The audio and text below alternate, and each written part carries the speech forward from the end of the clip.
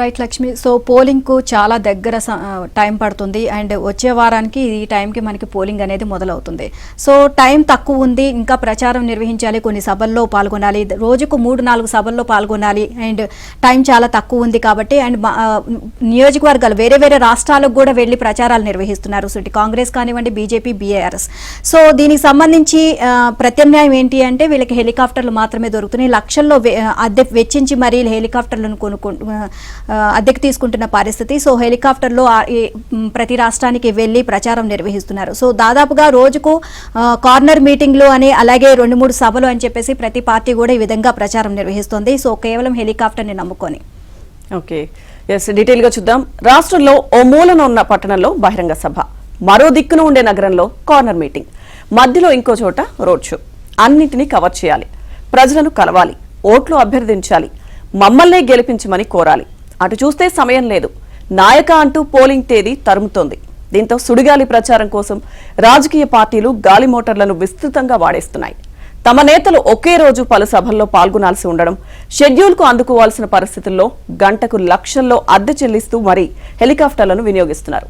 ఇక తక్కువ సమయంలో దూర ప్రాంతాలను చేరుకునేందుకు ఇదే అనువైన మార్గమని భావిస్తున్నాయి.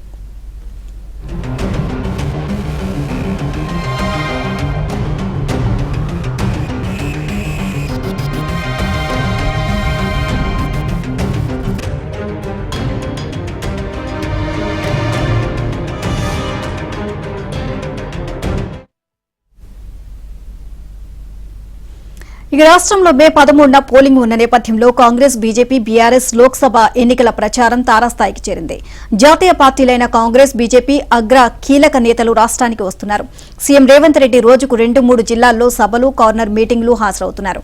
ఇక బీఆర్ఎస్ అధినేత కేసీఆర్ బస్సు యాత్ర సాగిస్తున్నారు. బీజేపీ రాష్ట్ర అధ్యక్షుడు కేంద్ర మంత్రి కిషన్ రెడ్డితో సహా ఇతర కీలక నేతలు ప్రచారానికి వెళ్తున్నారు. ప్రస్తుతం రాష్ట్రంలో ప్రచారంలో 5 హెలికాప్టర్లు తిరుగుతున్నాయి.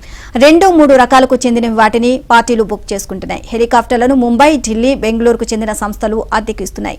ఇక హోరాహోరీ ఎన్నికల నేపథ్యంలో ఇదే అదునుగా ఈ సంస్థలు అద్దెలను పెంచేశాయనే చర్చ కూడా జరుగుతుంది. ఇదే అంశానికి సంబంధించి మరింత సమాచారాన్ని మా కరెస్పాండెంట్ సిద్ధార్థ్ అడిగి తెలుసుకుందాం.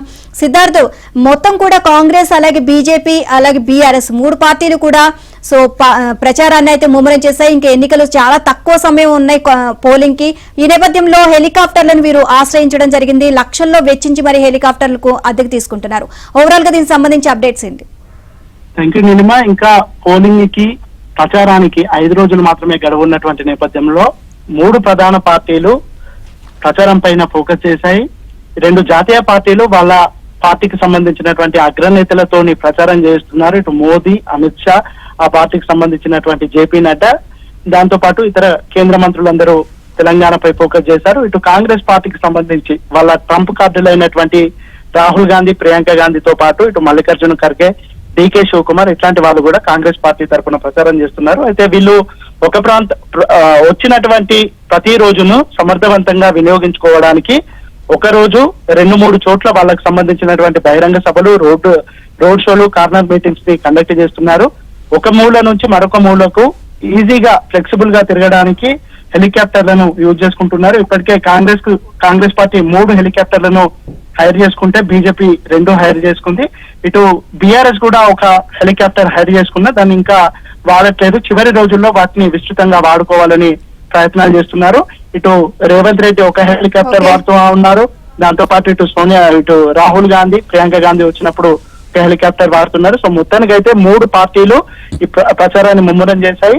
తమ టార్గెట్ పెట్టుకొని తమ టార్గెట్ రీచ్ అయ్యే విధంగా వాళ్ళు బహిరంగ సభలు, రోడ్ షోలు లేదంటే కార్నర్ మీటింగ్స్ ని కండక్ట్ చేస్తున్నారు.